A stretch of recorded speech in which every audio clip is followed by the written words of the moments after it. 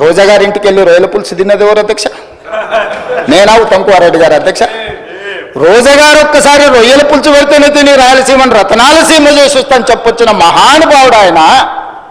నిన్ను పుట్టినప్పటి నుంచి 71 సంవత్సరం వరకు పెంచి పోషించి నీకు బుక్కడి బువ్వ పెట్టి గుండెల్లో పెట్టి ఆదరించి భుజాల మీద మోసి తెలంగాణ రాష్ట్రానికి ముఖ్యమంత్రిని చేసి 2009లో కరీంనగర్ జిల్లా నుంచి వలస వచ్చి మహబూబ్నగర్కు బతకడానికి వచ్చి ఒక్క ఓటేయని మహాప్రభు అంటే నిన్ను ఎంపీగా గెలిపించి మా గుండెల్లో పెట్టుకొని చూసుకొని మేము పల్లకీలో మోసి పార్లమెంటుకు పంపిస్తే మా గుండెల మీద తంతవా? ఇది నీ నీతి, నీ జాతి. నువ్వు వచ్చి ఇక్కడ వచ్చి మమ్మల్ని తప్పుపడతావా?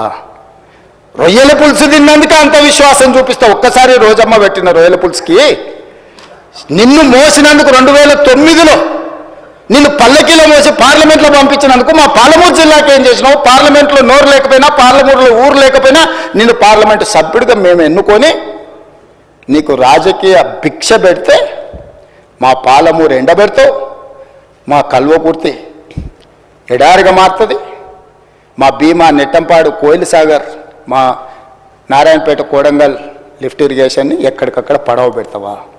ఇదా నీ నీతి, నీ జాతి అని నేను వారిని అడగదలుచుకున్నా అధ్యక్ష.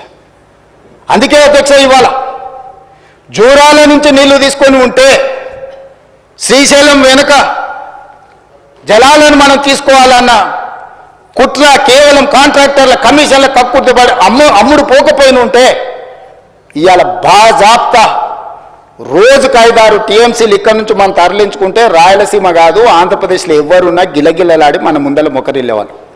ఇవాళ ఆయన వచ్చి నిస్సిగ్గుగా శ్రీశైలం లెఫ్ట్ బ్యాంక్ రావట్లేదు, రైట్ బ్యాంక్లో నీళ్లు పోతూనే ఆంధ్రప్రదేశ్ తీసుకెళ్తుందని సిఆర్పిఎఫ్ బలగాలు ఏ రోజు వచ్చినాయి అధ్యక్ష?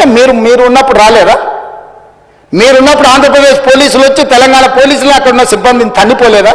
మీకు అసలు పౌరుషం ఉందా? మీలో చీము రక్తం ఉందా? ఆంధ్రప్రదేశ్ నుంచి పోలీస్ సిబ్బంది వచ్చి తెలంగాణ సిబ్బందిని తన్నిపోతే కూడా సిగ్గు లేకుండా ఫామ్ హౌస్లో పండుకున్న మీరు ముఖ్యమంత్రి, మీరు ప్రభుత్వం ఉన్నప్పుడు సిఆర్పిఎఫ్ బలగాలు తిష్ట వేస్తే నాగార్జున సాగర్ ప్రాజెక్టు మీద మన్ను తిన్న పాముల్లాక ఉన్న మీరు ఈరోజు మమ్మల్ని తప్పుపట్టి మీరు చేసిన పాపాలన్నిటిని మా నెత్తి మీద నెట్టేసి నోరు ఉంది కదా అని వాగి మమ్మల్ని తప్పుపట్టాలనుకుంటున్నారా? ఇదేనా మీ 10 ఏళ్ల అనుభవం? ఈ అనుభవంతోనేనా మీరు మమ్మల్ని అందరినీ ప్రజల్ని మోసం చేసినట్టు సభలో కూడా సభను తప్పుదోవ పట్టించాలని ఆలోచన చేసేదని నేను అడుగుతున్నా అధ్యక్ష.